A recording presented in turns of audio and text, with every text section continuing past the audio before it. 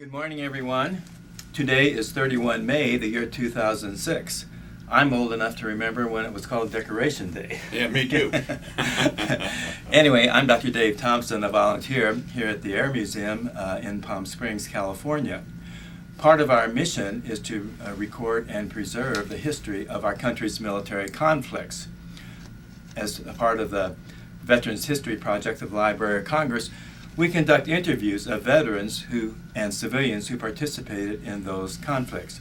So today I'm here at the Palm Springs Air Museum and have the honor and the privilege of interviewing Corporal Jack McLaughlin. Jack was in the U.S. Army. He was in an anti-aircraft battery during the Korean War. So we're going to talk to him about that and a lot of other things. Jack, nice to have you here. Thank you very much, Dave. Jack, we disembarked at the Fort Bliss train station on a very hot, sunny, mid-Sunday afternoon, and were immediately ordered into formation and brought to military attention with our shoulders back and our stomachs sucked in, the latter being easy to do because they were running on empty. Being from Michigan, some of our recruits were not used to standing in a hot November sun at attention for a long period of time on an empty stomach and promptly passed out.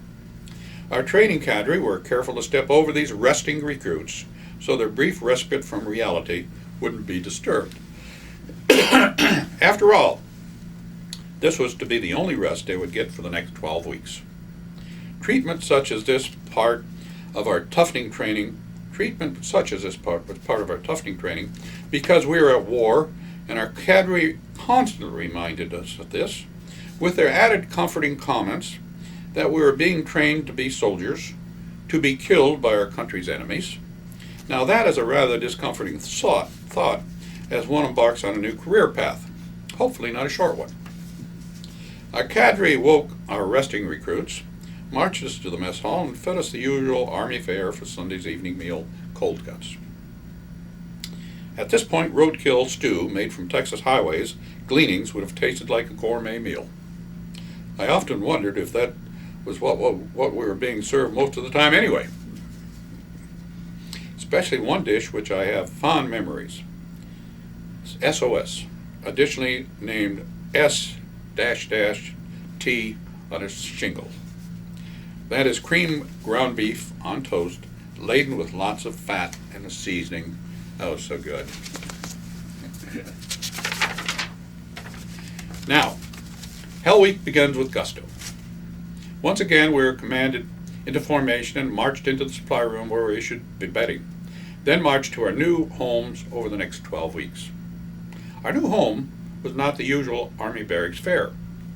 We had something different, really different. 5-man huts complete with a stove in the hut center.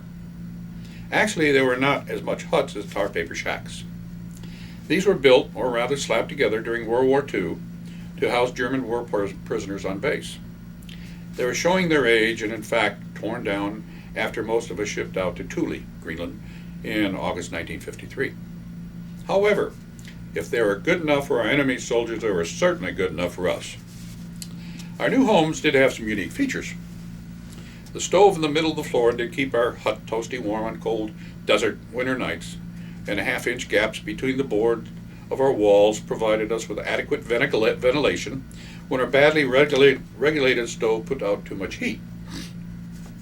During summer nights, these gaps on our walls allowed the hot desert air into our huts, which helped to keep us cool during those times. Our area was also plagued with sandstorms, and these gaps also let in the blowing sand that often covered our beds with 1 inch of sand.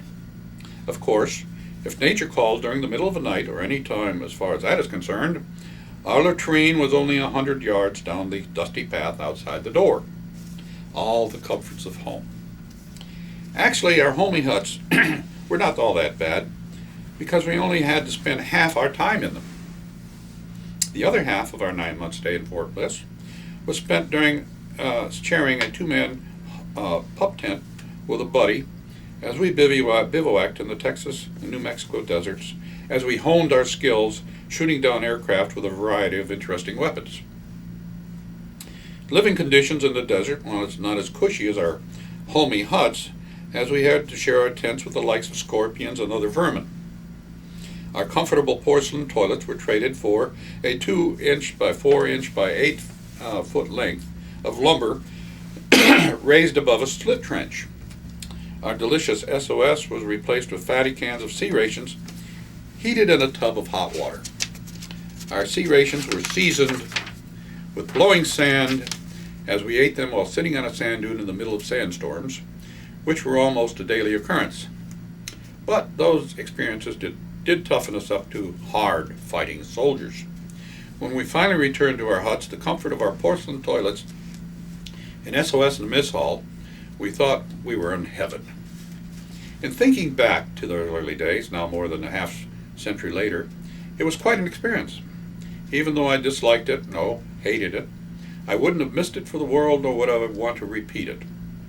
With that in thought, I'll close this short essay down memory lane and retire to the comfort of my well-oiled rocking chair, which so I richly deserve, and dream of those wonderful 25-mile hot desert hikes laden down with a full backpack and a 10-pound rifle, singing the soldier's cadence, your left, your left, your left, right, left. That's great. Thank you.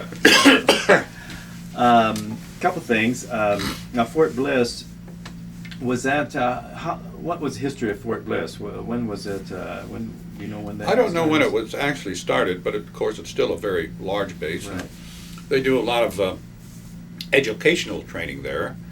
And our outfit was the first outfit, an aircraft outfit, trained on the 75 millimeter Skysweeper, an aircraft gun, which was the first gun that had a radar and a computer mounted on board.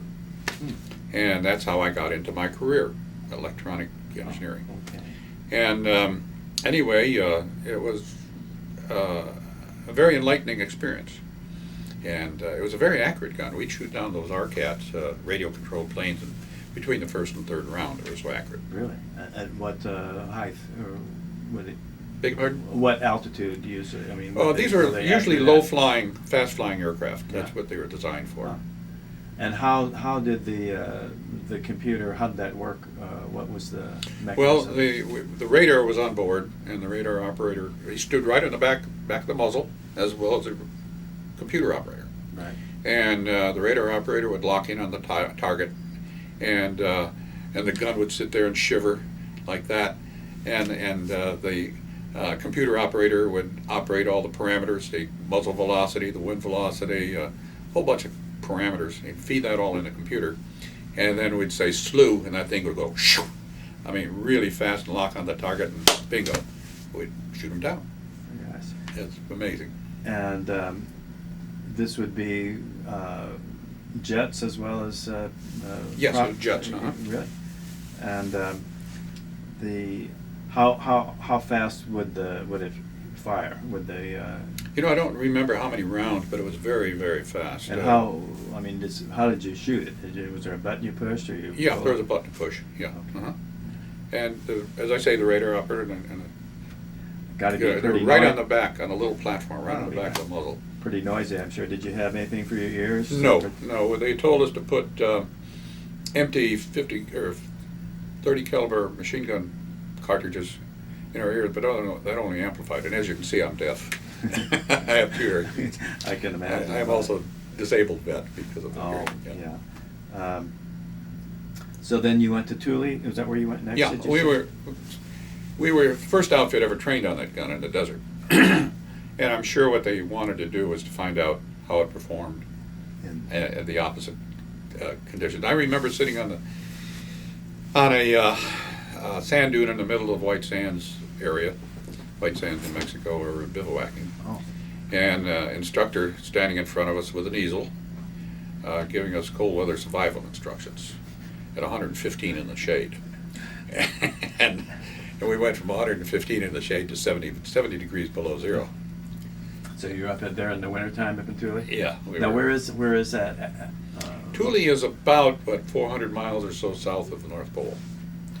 And what I did in Thule, basically, I was a radar operator. How do you spell Thule? It's kind of- Thule. That's what I thought.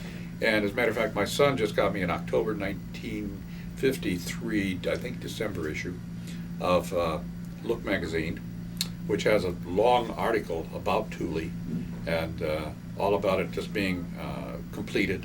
And anyway, it talks all about the but we were attached to the Air Force. Yeah. There are not only 75 millimeter batteries, but also 90 millimeter batteries in our outfit.